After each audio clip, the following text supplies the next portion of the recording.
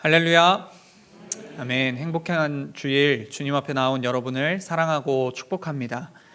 우리 옆 사람과 인사 나눌 텐데요. 설인 만큼 우리 이렇게 인사합시다. 새해 복 많이 받으세요. 새해 복 많이 받으세요.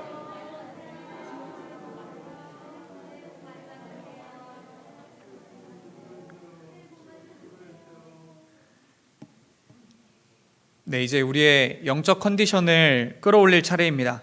목소리가 큰 순서대로 하나님이 복 주실 줄 믿습니다. 이렇게 복된 주일 하나님 앞에 나온 여러분들 어떻습니까? 아멘. 평소보다 우리의 목소리가 좀 활기차고 표정이 밝은 건 내일부터 이어지는 3일간의 연휴 때문이겠지요.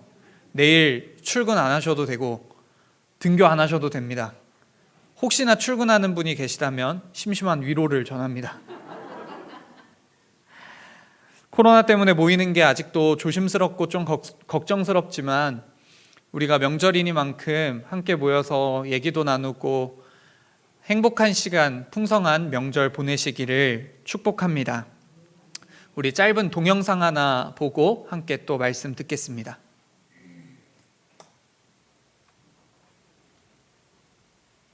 Pour it in there.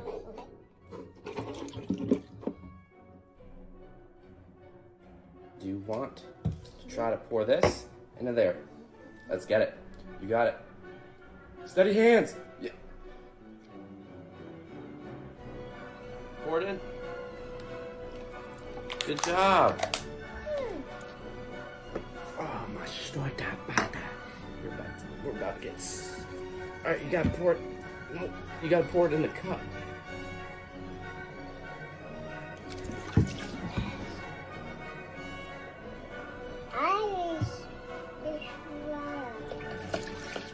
And when there's enough, say stop. All right, here you go. All right, here you go. Here you go. Stop. Let me try. Your try. Stop.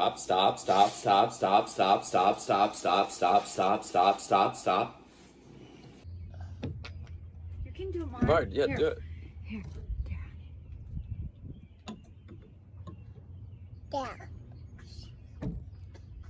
I did it. Woo! Go Marley! You.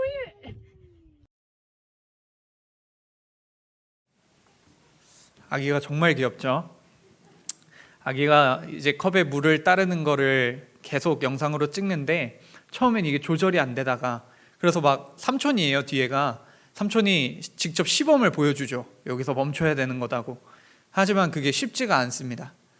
근데 그래도 계속 도전한 끝에 결국은 성공을 이루어냅니다. 소통 관련 전문가 김창옥 교수가 들려준 이야기인데요. 이 김창옥 교수가 미국 영화를 하루는 봤다고 합니다. 근데 그 영화 안에 미국 아이가 등장을 했는데 이 아이가 놀다가 부엌에 있는 접시를 깨뜨린 거예요. 쨍그랑하면서 깨졌는데 그 접시는 엄마가 아끼는 굉장히 비싼 고급 접시였습니다. 근데 그 깨지는 소리가 나자마자 엄마가 막 달려왔죠. 근데 아이한테 이렇게 말했다고 합니다. Are you okay? 괜찮아? No problem. Don't worry and I love you. 걱정하지 마. 난 널 사랑해. 근데 김창옥 교수의 어머니는 전라도 분이셨대요. 김창옥 교수가 어린 시절 접시를 깨면은 어머니는 이렇게 말씀하셨다고 합니다. 와보지도 않고 다 깨불어 뭐더러 남겨두냐, 다 깨부리지. 오래전부터 한국 사회에서는 잘못을 하면 혼나는 게 당연했습니다. 자녀를 둔 엄마들이 가장 좋아하는 말씀이 뭔가요? 잠언 13장 24절에 매를 아끼는 자는 그의 자식을 미워함이라 자식을 사랑하는 자는 근실이 징계하느니라. 이 말씀에 아멘만 하면은 합법적으로 우리가 회초리를 들 수 있는 거예요. 그래서 우리의 마음속에도 잘못을 하면 혼나는 게 당연하구나 라는 생각이 박혀 있습니다. 그래서 어쩔 때는 내가 잘못을 했는데 혼내지를 않으면 괜히 마음이 더 불안한 거예요. 차라리 혼났으면 좋겠는데 하고. 구약에 여러 선지서들이 있습니다. 근데 그 대부분의 선지서들은 그 내용을 보면은 선지자가 하나님께 받은 말씀에 대해서 기록을 해놨습니다. 뭐 이스라엘의 회개를 촉구하는 하나님의 말씀, 미래에 대한 하나님의 예언, 아니면 장차 올 메시아에 대한 하나님의 계시, 이런 내용들을 써놨는데 우리가 오늘 읽은 요나서는 선지서임에도 불구하고 하나님의 그런 말씀들이 많이 나타나지 않습니다. 특이하게도 이 요나서는 요나라는 선지자의 인물에 대해서 이야기를 써놓았습니다. 요나서의 시작은 요나를 향한 하나님의 말씀으로 시작됩니다. 너는 일어나 저 큰 성읍 니느웨로 가서 그것을 향하여 외치라. 그 악독이 내 앞에 상달되었음이니라. 우리가 요나를 떠올리면 굉장히 비겁한 사람의 이미지가 떠오릅니다. 고집이 세고 어리석고, 그래서 언제든 도망을 칠 수 있는 준비를 하고 있는 그런 굉장히 얍삽한 이미지를 상상하게 되죠. 근데 실제로 요나는 어떤 인물이었을까요? 사실 요나가 성경에 처음 등장하는 건 요나서가 아니라 열왕기하 14장에서입니다. 그때 이스라엘 왕 여로보암 2세 앞에서 하나님의 말씀을 전하는데 이스라엘의 영토가 확장될 것이다. 그러니 걱정하지 말아라. 뭐 이런 말씀을 담대하게 전하는 부분이거든요. 우리들의 생각 속에서는 요나가 개판 5분 전인 그런 선지자 같지만, 그래서 매국노처럼 나라도 팔아먹을 것 같은 그런 인물로 생각이 들지만, 사실 요나는 엄청난 애국자였습니다. 우리나라로 치면은 독립운동가와도 같은 그런 인물이었습니다. 누구보다 이스라엘을 사랑했고 왕 앞에서도 담대하게 하나님의 말씀을 전하는 아주 능력 있는 선지자였죠. 우리가 살면서 하나님의 말씀을 직접 듣고 싶은 마음이 얼마나 커요. 하나님의 말씀을 듣기만 하면 내 신앙생활이 훨씬 편해질 텐데, 이게 맞는지 틀린지, 이 길로 가는 게 옳은 것인지 아닌지 하나님이 직접 말해주면 소원이 없겠다는 생각을 합니다. 근데 그렇지 않잖아요. 하지만 요나는 하나님의 음성을 직접 듣는 선지자였습니다. 니느웨로 가라. 하나님의 뜻이 무엇인지를 아주 정확하게 알고 있는 선지자였죠. 근데 그랬던 요나가 왜 도망을 가게 된 걸까요? 요나는 하나님의 이 명령을 듣자마자 그 듣는 순간 자신의 길을 의심할 수밖에 없었습니다. 아마 이렇게 되물었을 거예요. 하나님, 니느웨요? 제가 아는 그 니느웨가 맞습니까? 이 니느웨라는 도시는 아수르의 수도입니다. 근데 이 아수르가 어떤 나라였느냐? 아수르는 북이스라엘을 굉장히 심하게 괴롭혔던 나라입니다. 이스라엘을 삼키려고 호시탐탐 노리고 있었죠. 마치 1900년대에 일본과도 같이 요나에게는 그런 아수르가 굉장히 생각만 해도 치가 떨리고 자다가도 벌떡 일어나지는 그런 이름이었습니다.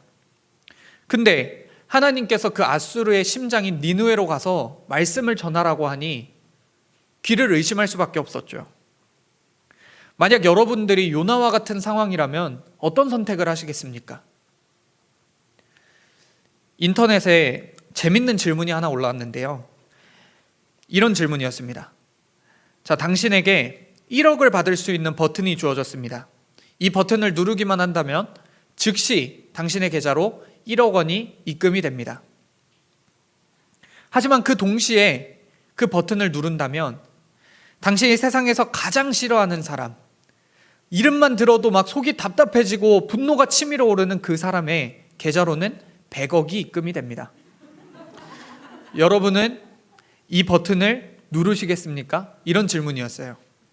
사람들의 반응이 어땠을까요? 거의 만장일치로 이 버튼을 누르지 않겠다고 대답을 합니다. 심지어 이런 사람도 있었어요.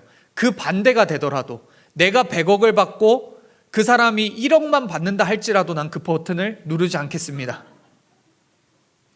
요나가 니느웨로 가서 말씀을 전하는 건 이 버튼을 누르는 거였습니다. 자신이 가서 말씀을 전하면 하나님이 그들을 용서하실 게 뻔했거든요. 그들을 용서하시면 그들은 생명을 얻고 구원을 받을 게 뻔했거든요.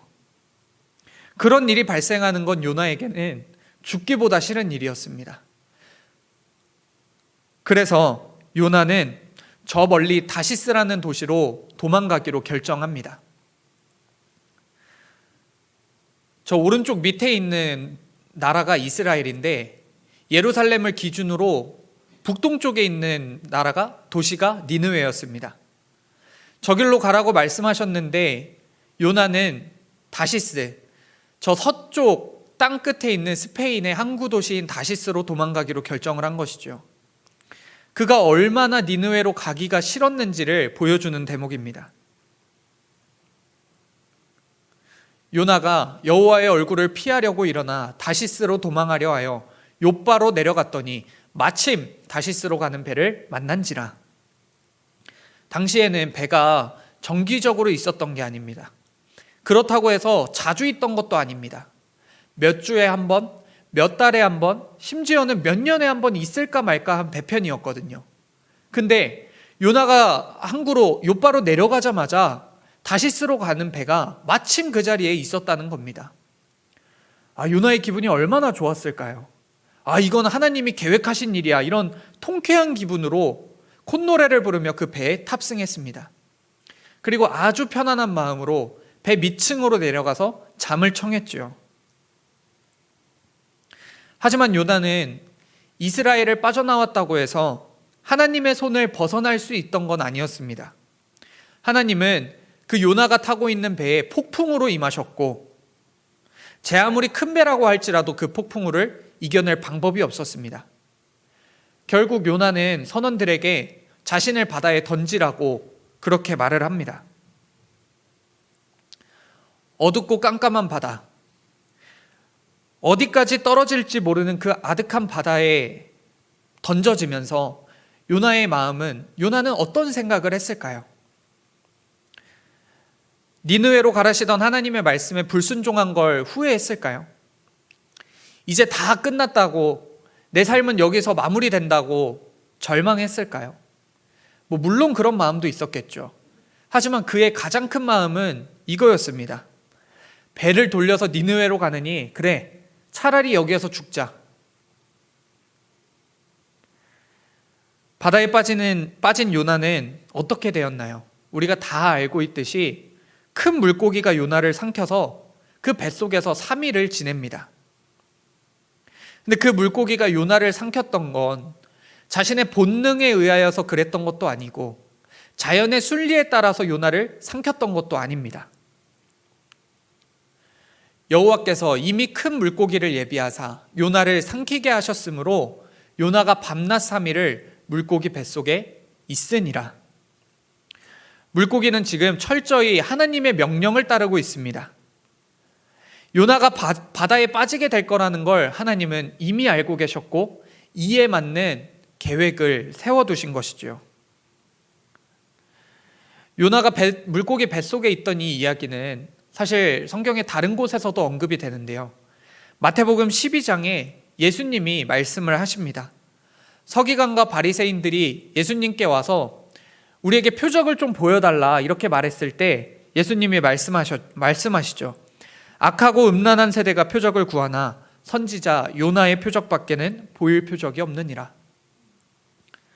예수님은 당신이 십자가에 달리실 것을 예언하면서 이 요나의 말씀을 인용하신 건데, 요나가 물고기 뱃속에 3일 동안 있다가 니느웨를 회개시켰던 것처럼 예수님도 십자가에서 죽으시고 그 죽음 아래 3일 동안 있다가 부활하셔서 이 세상을 구원하실 거라는 그 말씀을 전하신 겁니다.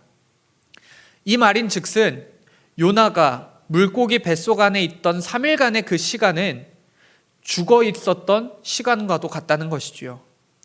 몸이 죽은 게 아니라 요나의 그 높아진 자아가 죽는 시간, 요나의 꺾이지 않는 그 고집이 꺾이는 시간, 요나의 생각이 죽는 시간이었다는 겁니다. 3일의 시간을 보낸 요나는 물고기 뱃속에서 하나님께 이렇게 회개의 기도를 합니다. 주께서 나를 깊음 속 바닷 가운데 던지셨으므로 큰 물이 나를 둘렀고 주의 파도와 큰 물결이 다 내 위에 넘쳤나이다. 내가 말하기를 내가 주의 목전에서 쫓겨났을지라도 다시 주의 성전을 바라보겠다 하였나이다. 거짓되고 헛된 것을 숭상하는 모든 자는 자기에게 베푸신 은혜를 버렸사오나 나는 감사하는 목소리로 주께 제사를 드리며 나의 서원을 주께 갚겠나이다. 구원은 여호와께 속하였나이다. 아멘. 이렇게 드린 요나의 회개 기도를 하나님이 들으십니다. 그리고 물고기에게 명령하시어서 요나를 다시 육지에 토해내게 하시죠. 요나의 옛사람이 죽고 새로운 생명으로 새 사람으로 다시 태어나는 순간이었습니다. 그리고 하나님은 그에게 한 번 더 다시 한 번 기회를 주십니다. 일어나 저 큰 성읍 니느웨로 가서 내가 내게 명한 바를 그들에게 선포하라. 요나는 이제 완전히 다시 태어났습니다. 새로운 기회를 얻은 요나는 하나님의 말씀에 순종하기로 결심하고 니느웨로 향합니다. 하나님, 저 이제 진짜 제대로 해볼게요. 하나님, 저 이제 진짜 잘해볼게요. 이런 고백을 드리면서 성큼성큼 니느웨를 향해 걸어갔죠. 그의 발걸음에는 거침이 없었습니다. 아주 당당했습니다. 얼마나 걸었을까요? 요나는 니느웨에 도착을 했습니다. 말로만 듣던 니느웨는 굉장히 크고 견고해 보였습니다. 그곳에 사는 사람들을 보니 풍족하게 먹고 좋은 것을 입고 걱정 없이 안락한 삶을 누리고 있더군요.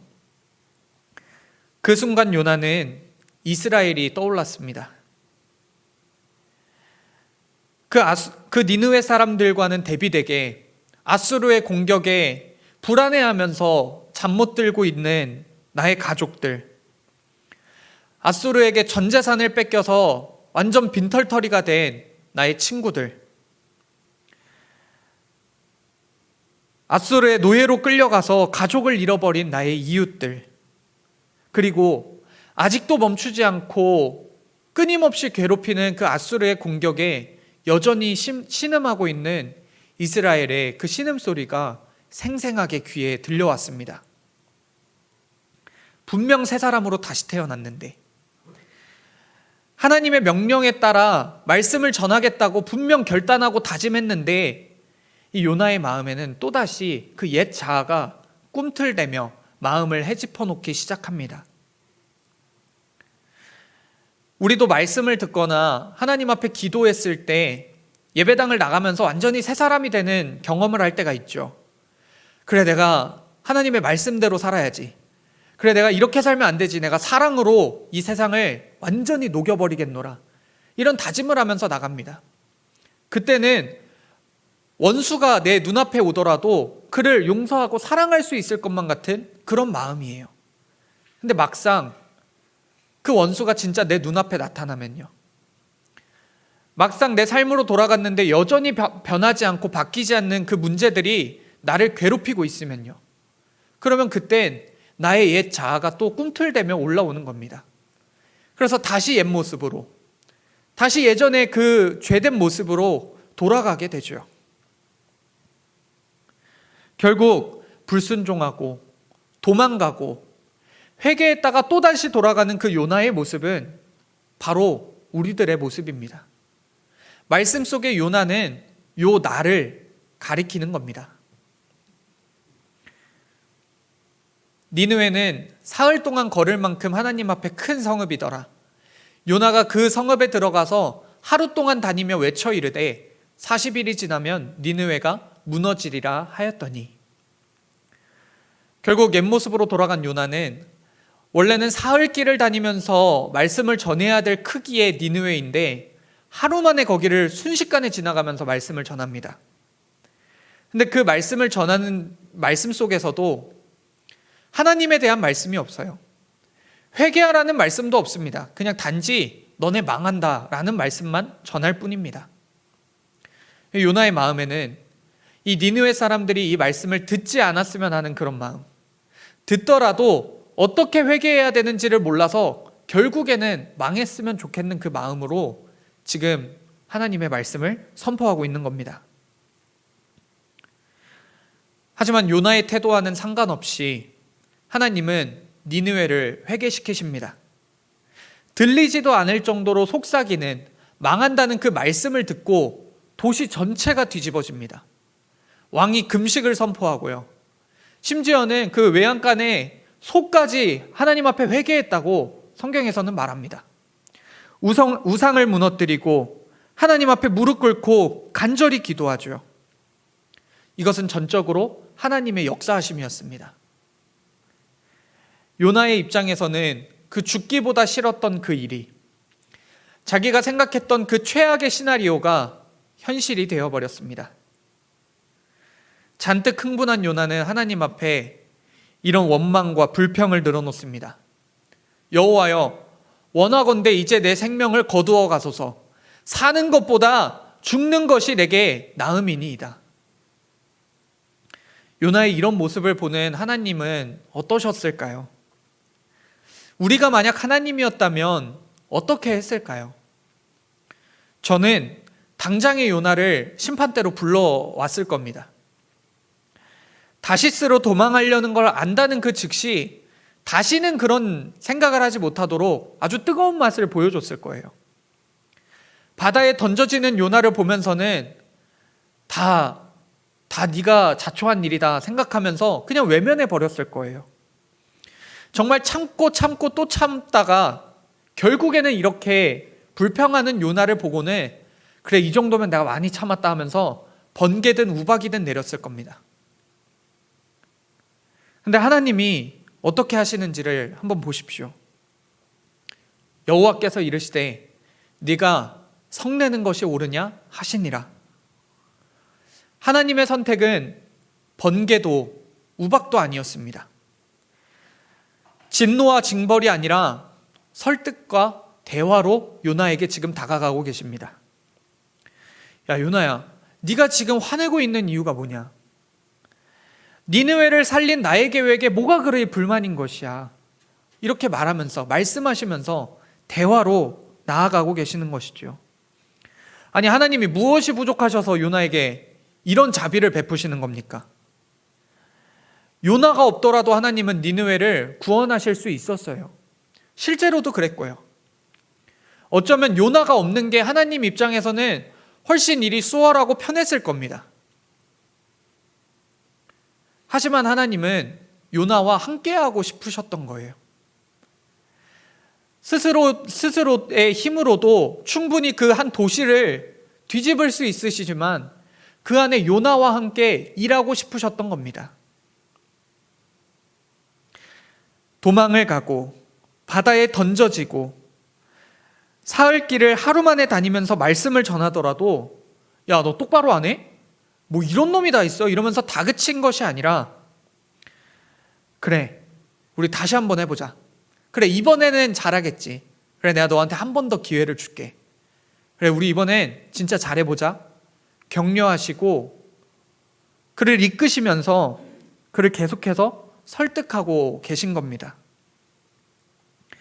요나서의 마지막에 이후로는 요나가 정신을 차리고 하나님의 말씀대로 살았다더라, 뭐 이런 말씀이 나오면 정말 좋겠지만 아쉽게도 요나가 어떻게 되는지에 대한 말씀은 나와 있지 않습니다. 분명 요나는 또다시 반복했겠죠. 또 도망을 갔고 또 하나님께 불평하고 원망하고 회개했다가도 다시 돌아가고 이런 모습을 계속해서 보였을 겁니다. 하지만 그때마다 하나님은 그를 다그치는 것이 아니라 그에게 그래, 우리 이번에 다시 한번 해보자. 그래, 저번에는 실패했지만 이번에는 할 수 있을 거야. 네가 다 하려고 하지 않아도 돼. 내가 널 도와줄게. 격려하시면서 다시 한번 그에게 기회를 주셨을 겁니다. 우리를 향한 하나님의 마음에도 주목해 보시지 않겠습니까? 그 설득하시는 하나님이 오늘 우리에게도 다시 한번 기회를 주고 계십니다. 우리가 바로 그 요나입니다. 하나님을 떠나 도망가고 고집 피우고 그리고 다시 또 도망가는 우리가 바로 요나입니다. 그런 우리가 뭐가 예뻐 보이겠어요? 차라리 그냥 우리 없이 일하시는 게 하나님 입장에선 훨씬 편하고 수월하실 텐데 그건 하나님한테 아무런 의미가 없는 겁니다. 일이 아무리 잘 풀리더라도, 이 지구가 막 너무 살기 좋은 환경으로 다시 되돌아간다 할지라도 그 가운데 우리가 없으면, 하나님의 그 나라 가운데 우리가 없으면 아무런 소용이 없는 겁니다. 그래서 하나님은 끊임없이 우리를 설득하고 계십니다. 우리를 기다리고 계십니다. 주인이여, 금년에도 그대로 두소서. 내가 두릅하고 걸음을 줄이니 이후에 만일 열매가 열면 좋거니와 그렇지 않으면 찍어버리소서. 1년을, 또 1년을, 그리고 또다시 1년을 우리가 넘어지면 일으켜 주시고 엇나가면 다시 바로잡아 주시면서 우리를 기다리고 계십니다. 그 기다림이 계속해서 이어져 오더니 결국엔 이 땅에 직접 오시고 피를 흘리시면서 우리를 설득하십니다. 그 모진 고통 속에서 조롱받으시고 십자가에 달려 죽음을 맞이하시면서도 예수님은 우리에게 말씀하십니다. 괜찮아, 우리 다시 한번 해볼까? 내 피로 너를 깨끗하게 했으니 우리 다시 한번 해볼까? 예수님의 그 설득의 부르심을 받아들이고 새로운 사람이 되어 우리의 니느웨를 향해 다시 또 걸어나가는 우리 드림교회가 되기를 간절히 소망합니다. 우리 함께 찬양하겠습니다.